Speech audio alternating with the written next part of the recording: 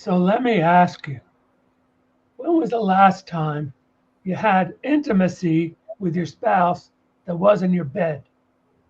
When was the last time you surprised each other?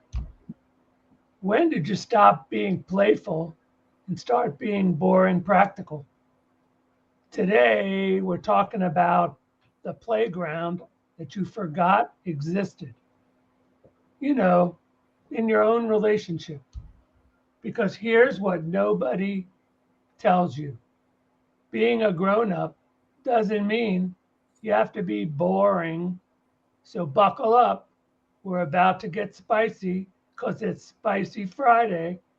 We're about to get real, and we're definitely going to talk about why playfulness in relationships is criminally underrated. So Crim- let's dive in. Criminally underrated.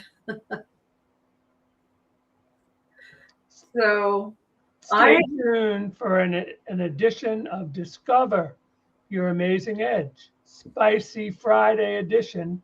I'm Zev Halpern in Washington, D.C. I am Sarah Polyakov out here in Seattle, Washington, sometimes sleepless in Seattle, and we are broadcasting coast to coast, nationwide and worldwide. Today we are going to talk about some things that hopefully keep you up at night. Who wants to begin? Do you want to begin, Zev? Do you have a good story for us? Absolutely. Look, we've been domesticated. If you're in a relationship, it's hard not to be domesticated. And at the beginning of your relationship, or many relationships, people just want to be with each other. They don't want to be anywhere else. They want to look at each other. They want to touch each other. They want to hear each other. They even listen. Amazing. They They listen.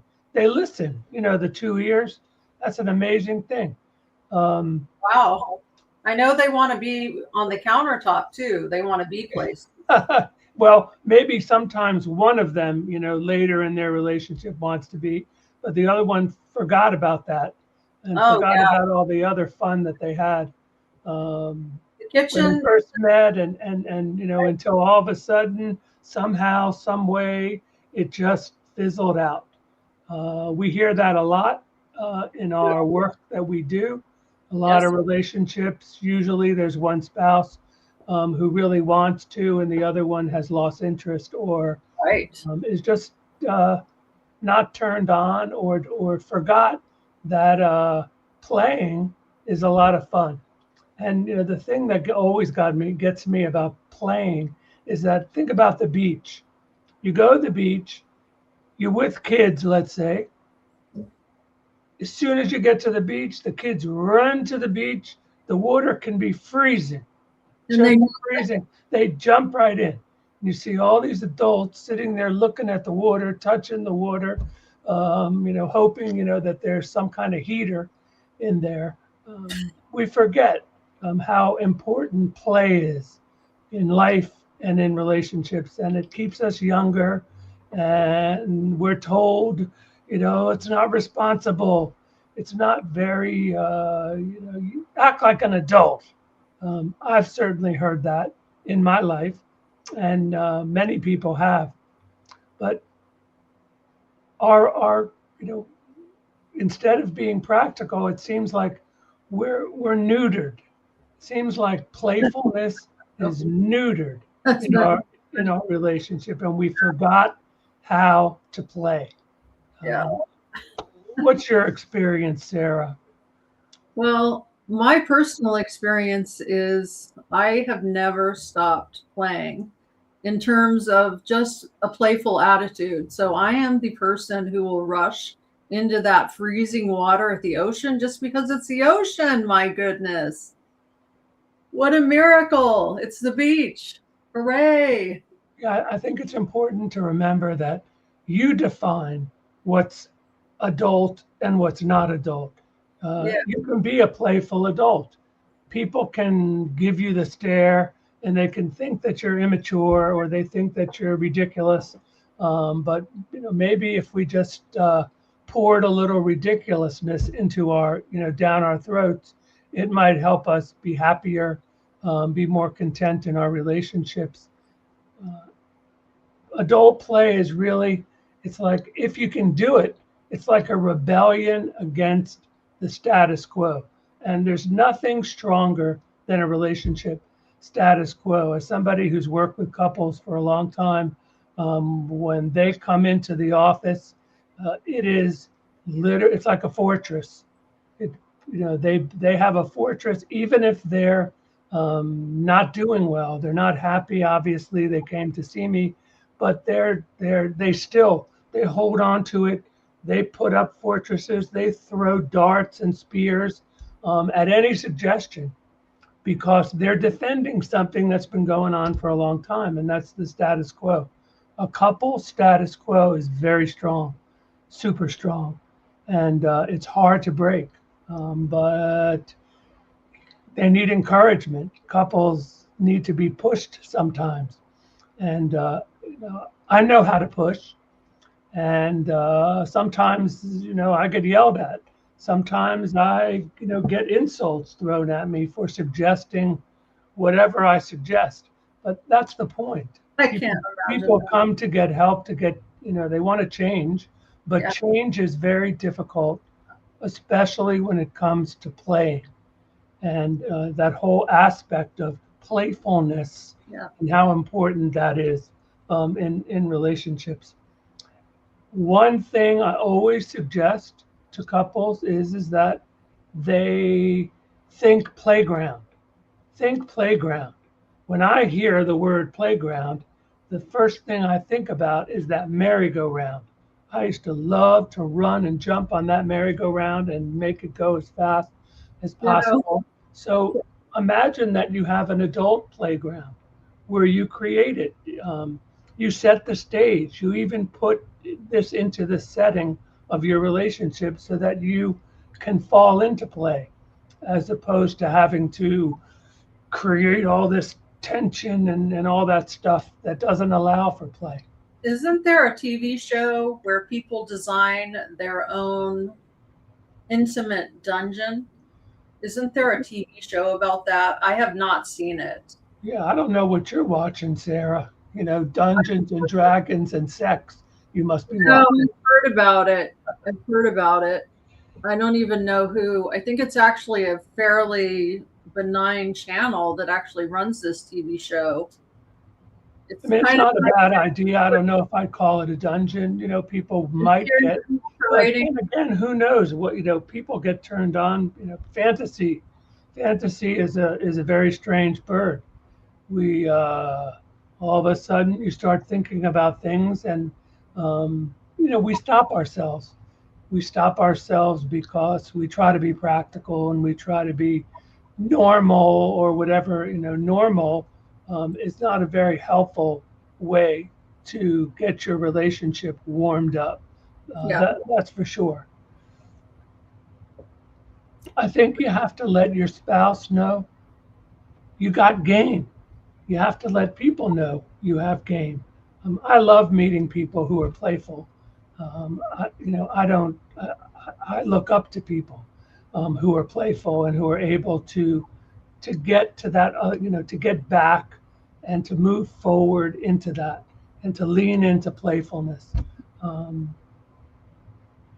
So is it okay to like build sandcastles on the beach, swing at the playground, go down the slides? I think it is. I mean, I certainly do it with my grandchildren. Exactly. It That's surprises the hell out of them too. And all of a sudden I go climbing up on top of the thing and go down the sliding board, or they say, oh, push me on the swing, and then I get on the swing and I say, hey, why don't you push me? And, they kind of look at me with this strange look, like teamwork. It's teamwork. If each of you pushes, you'll get it. But maybe sometimes that's a grandparent's prerogative too. When you get to be a grandparent, all of a sudden you remember about playing and things like that. Sometimes life is busy, and life takes us to places that we really don't always want to go, and we forget. And when we're raising kids and we're doing all that, we have to be responsible, be role models. Who knows? Maybe they'll go to the school and tell the teacher and everybody that their parents are naughty, or something like that. And you'll get the phone will ring Yeah. at your house. This is the teacher, and your son told us, this, and that. But I think it's really important. And unfortunately, life is that's just the way life is. Life gets busy. We forget. We jump into these roles. We get serious. We get real serious, super serious. Um, you have to remember what it was like at the beginning. And I think your memories, you have to go back. I encourage couples to look at their pictures when they were younger, because it looks like they were satiated with sex. It looks like they were happier, rosy cheeks, happy faces instead of that serious, put on the smile kind of thing. There's a song from the 90s. You remember it? It's called I Smell Sex and Candy. You remember that one? I don't remember that one. Tell us a little bit more about that one, Sarah. You got all kinds of ideas today. Sex and candy here. Oh, I think I do remember that. I don't know. Is it obscure? No, it was on the radio all the time. Yeah, I think I just caught a little memory of that song. Mama surely is a dream. Wow. Well, I know you were listening. That's for sure. Yeah, I was. Playful Sarah was listening. Yes, I was. I found that song funny. And I found the other song, I still find that song really funny about I'm not going to say the title. The title is Touch Myself. Ooh. You've heard that one, right? Yeah. That one makes me laugh. People have their private lives, and thank goodness for that. And then some people sing about them publicly, like that lady who sang that song. And it was a hit on the radio. But most importantly, you have to find time to play with the seriousness and put work aside and the kids to bed and whatever it is. And you got to kick up, one thing that gets relationships warmed up is anticipation. If they could sell anticipation in a bottle, if they could bottle anticipation and people could just pick it up and drink anticipation, there would be a lot more happy couples. That's where music comes in. You don't think if a woman put on her best dress, her husband walks through the door and she turns up that song to max volume about When I Think About You, I blank myself. I don't know. Some people, it's amazing. You might think that they would, Sarah. You might think so because it's so obvious. And, hello, to get a hint, Yeah. take a hint. That's not even a hint. Life is too busy. Life is busy and people can't even take a hint when it looks them right in the face. All of us, I'm guilty of that as well. It's not so easy to just, take a prompt or take a hint. In the end, Excel spreadsheets are always calling. You know what I mean? They are. All times of day, all times of night, there's always an Excel spreadsheet to finish. Tell us a little bit more about that, Sarah. I'm just talking about being anybody who's in the corporate world, they know that there's always an Excel spreadsheet to finish. Always. And so how can you have an Excel spreadsheet on your mind and then go to the bedroom and spread in the sheets? So there you go. Kind of difficult. Kind of difficult, yeah. So too many people have their mind on the job. And boy, I'm being a little naughty today. But that's why they have, that's why there's the proliferation of many games. I noticed this particular holiday season that there's a lot of games online. And we've talked about this before, but the truth is that people have to, sometimes we need a structure so that we can be unstructured, so that we can move into kind of a different mood. We can adjust our mood. We always talk about mood. People elevate their mood, or they go to the bar, or they do whatever. Well, now there's a lot of games, and daring each other to do different things, that brings out the playfulness in life. What's that game that we saw an ad for that game the other day? I don't even remember. There's one game called Connecting. Where the There's a couple, game called Connecting, and it's a popular game. Game, and people rate it pretty well. It's not too crazy. It's not too daring. And there's some other ones. I mean, I've had couples come in here and tell me about some of the stuff they've ordered, or the games that they've seen, or whatever, and they were way more risque than. So Connecting is more. Is that a slow burn type of game? I think they have some risque stuff in there, but it's not as Does dramatically. Does it encourage communication, that game? Well, I think connection, and they picked a good name for it, because that's the whole issue, is that people are disconnected. Yes, exactly. You have to have communication and the connection before you can actually take it to the bedroom. That's right. I mean, connection means that you could be anywhere in the world. You can be together. You can be on a trip. You can be traveling for work, but you're connected. And it's difficult to do that. A lot of people just find it very hard to reconnect. Do you feel like the invention of the 3G and rather 4G cell phone was bad for couples? Because now we can text. You know what I mean? Texting, there's some people out there who say that texting is can be pretty sexy, that they encourage. I mean, I came across a particular, one time, a therapist who was really pitching texting, not sexting, but saying things that are very suggestive and meaningful.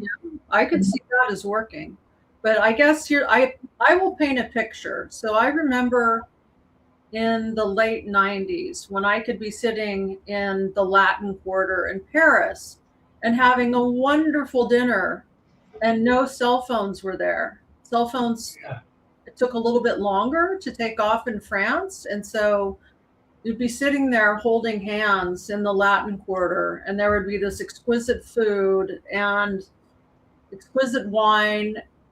The mood was just perfect. And now, today, if you were to go to that same restaurant, everybody's going to have their cell phone out, and some people are going to be like, let me take a selfie, like that song that goes, and let me take a selfie. So, or let me look at the news, or let me check my email, or let me do that for me. So how do you get that? People could just hold hands across the table for hours while they enjoy their meal, and that is no longer. That's rare, unless both people say, I'm turning off that phone. I don't care if the world is blowing up. I am turning off that phone and devoting 3 hours to you to hold hands. You have to actually carve that out. It's very difficult. It's difficult. Cell phone can be the third person in the relationship that draws you apart. People having sex with their phone. I remember there used to be a thing where I saw where somebody was where people would be playing pinball machines, and hitting the machine, pushing it, tilting it, doing all that. It almost looked like they were trying to have sex with the pinball machine. They're so frustrated. It looked like sexual frustration. Put those moves on your wife, your girlfriend, your boyfriend, whoever. It'll work. I think some of the words that lead to playfulness, sometimes people have a big problem with it. Like, one word is mischief. Can you be a little mischievous? Oh, the word mischief, people have trouble with it. Why? it brings heat into a relationship. It also for some people puts a stop sign up. I That wonder what that is. we're not supposed to get into mischief. We're not supposed to be. Really? I don't know. I think it adds something to a relationship It does, but there's a lot of messages that because are you sent don't have, throughout our adult lives that people send us all kinds of different ways, and now it comes at us even more that tell us, be serious, you can't be this way. can you That was what you were supposed to do when you were young. When you were young, that's the way you're supposed to be, or that's the and supposed to. You hear supposed to, and we buy it. you should do this, you should do that, and it's stop shoulding on me. I think to be playful, you have to be in play. You have to, playing means you have to jump in. You have to somehow, like, the jump rope is going and the jump rope is going, and you're finding that moment to jump in, where you're gonna, jump for 5 minutes. So So people, they're skeptical. They're skeptical. so I have, since you're an expert pitcher, like in real life, I know you're an expert pitcher in softball, correct? Yes. Yeah, you totally like tear it up. Okay, so you are an expert pitcher, right? So I'm going to pitch you a question, and we can use the jump rope metaphor. So let's say that the jump rope is sex, and let's say a couple hasn't had sex in 7 years because the lady's gone through menopause and her bladder has collapsed. I mean, these are real things that happen to people. Hear And about it all the time. yeah, Hear about it all the time. how do you jump into that jump rope when you haven't had sex for like 7 years? How do you even get a couple to even think about it, let alone do it? Any ideas? Because it's really hard. You form that habit of not having sex. That's what I'm saying. Yeah, actually, you get out of the habit. Yeah, yeah. You get out of the habit. You get out of the habit, and a Or lot of times it's for good. And it's just hard to picture yourself again. It's hard to frame it in your own mind. How am I going to lean into this? so How am I how going to open the door? I need to open the door, close another door. what would you say? I would tell them that there has that to find a not the word cubicle. I don't know what word I'm looking for, but some kind of place in your mind that's different than the other places. And listen to the sound of your spouse really wants you. You don't have to go knock down, drag out, bed rocking, the big event, the rocking, bed shaking big event. It doesn't have to be that. There are all kinds of ways. And if it's difficult because of body and because of things like that, guess what? There's a whole romance enhancement business out there in the millions of dollars where there's all kinds of tools and things available that can help to get this thing going. But that's why they call them sex toys, because what do you do with toys? You And the play. You the play balance, with toys. you do, Play and that's with toys. magical. And aren't those sex toys waterproof? Yes. Some of them are, but look, there's high-end ones and there's some pretty cheap ones, and you have to really, my suggestion is find the good ones, not the cheap ones. And, what are you looking for? What do you want to have happen? And are you both willing to go that route? There are more couples than not that are not because there's something in their mind that says things like that are dirty, or they're not, it's not a clean kind of thing. That's why instead of calling them sex toys, some people call them romance enhancement tools.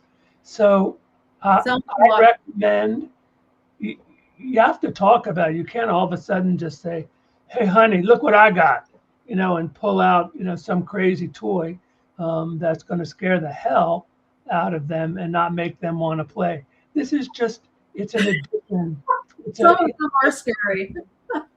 some of them are very scary, and downright creative. Some of them are really creative, and some of them allow people to have some pretty fun times together. So don't rule it out. Open your mind, be open. This is you talk about how do you talk to somebody who has all those issues that you talked about, where their menopause and their sexual dysfunction or erectile dysfunction or whatever, and they don't want to be in a situation where they're not going to be able to perform. Who wants to be in that situation? You want to be in a situation where somebody's waiting for something to happen and you can't perform. It's a horrible feeling. It Uh, creates a sense of shame in the person who can't perform.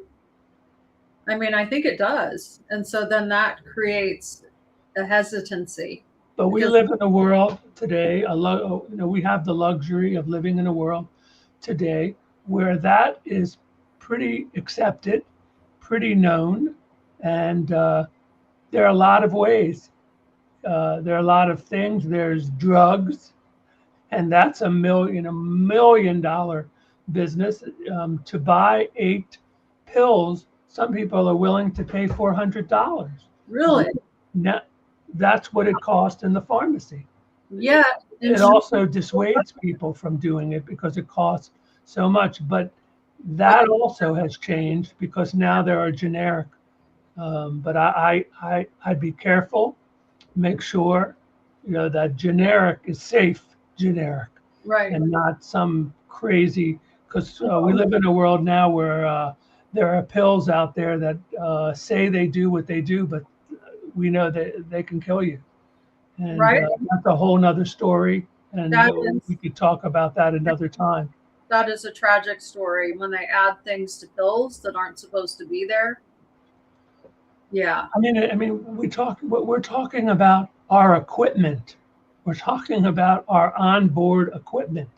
And sometimes our onboard equipment, as we go through life, stops working, or it makes us disinterested, or we lose the feeling because it's not as fun anymore to be rejected or to feel like you can't own up, or a man doesn't feel like a man. There are a lot of messages that come at us in life, and they're in there. And at these times, this is when it all comes out. And sometimes it pushes us into the wrong decisions. And instead of opting in, we opt out big time. Who needs the trouble? I don't need this. I don't need to have, a fight over not being intimate or anything like that. Who wants that? But that a lot of people get dejected, rejected, or they opt themselves out because they feel like they just can't do it, or that they're going to embarrass themselves, or it's just not fun anymore, or they argue that the rest of their relationship is screwed up. So it's not like they can. Some people are able to compartmentalize that kind of thing. A lot of other people can't do that so easily. No. But I think another issue, you have to use your imagination.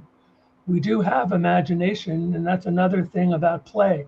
Kids have amazing imagination, and they're encouraged. Have imagination. As adults, I'm not so sure we're encouraged to have imagination and to be so whoopee-doo. Let me think about all these creative ways I can find. Well, and if that's a problem, there are always those erotic romance novels to get some imagination. And you don't have to read it with your partner if it's embarrassing. At least you can inspire yourself to go somewhere in your mind. That's Another million or billion-dollar business. It is for a reason.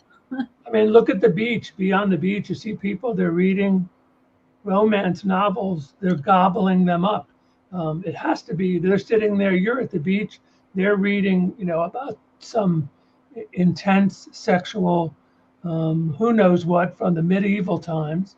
You wouldn't know what they're thinking. And there's something pleasurable about that because it reminds us that we do have feelings, and we can be turned on. And Yeah, those. I think the most important thing here is, and it goes back to when we were little kids, it's about the sandbox. Play nice in the sandbox. It was always the sandbox, but the sandbox, when you were in there, you played.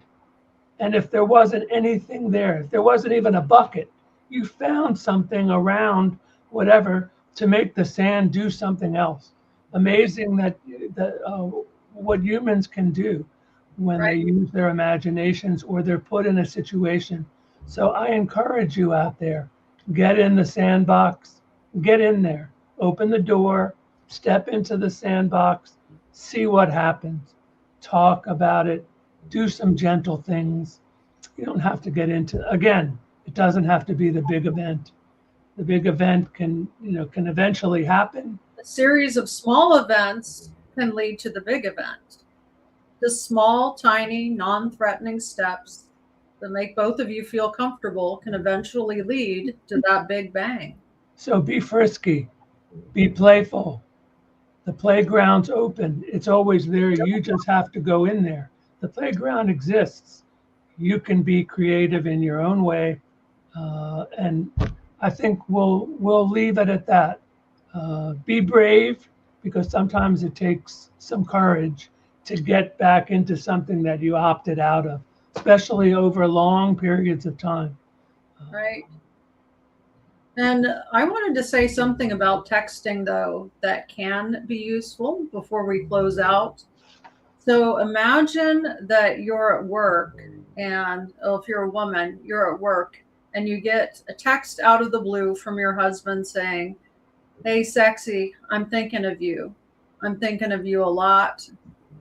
And I'm thinking about what we might do when you get home." Just something like that. Think about how you will feel, especially if that doesn't happen often. Won't that just give you a jolt? It does for a lot of people if they're able to get that message. And if you're a man, I mean, Zev, if you received a text message from your wife, just reminding you about how wonderful you are, and it was out of the blue, how would that make you feel? It would be a heads up and remind me Yes. that I'm in a relationship, and I'm not just in life. I'm also in this relationship part of life, and relationship part of life is sometimes it just get pushed under until all of a sudden we get reminded. So And who doesn't like being told they're sexy? You know what I mean? By their spouse. Who doesn't love that? I think that you bring up an important issue, and that the next show that we do in the new year is going to be about the couple's medicine chest and all the different things that you could do creatively, like Sarah's talking about with texting. There's many other things, and I have lots of things that I could tell everybody about that they could do, that I encourage other couples to do. So we'll do a show about that, and we'll call it the couples medicine. Open up that closet and see what's in there, and do some things for your spouse that are creative. So that's it for today. I want to remind everybody that Sarah and I wrote a book. It's called Discover Your Amazing Edge. Ta-da! Tune into any chapter. You don't even have to start at the beginning. There you go. And we just finished. Once you write a book, the book can just be there. Sarah and I have created a whole ecosystem around the book, and we encourage you to go to youramazingedge.com. We just spent a lot of time putting an amazing website together, which has many offers that you can avail yourself of, and reach out to us. Let us know what you're thinking. We're really good listeners, and a lot of people have a lot of trouble in that department in their relationships because the other person not a very good listener. Well, we're listening, and so reach out to us. tell us the situation, tell us the predicament, and we can be pretty creative in responding and helping you forge a path forward that make you content with life and be fulfilled. So anyway, have yourselves a great weekend. Sarah, have a good weekend. Have a good week. And we look forward to seeing you again very soon. See you again. Bye. Thumbs up.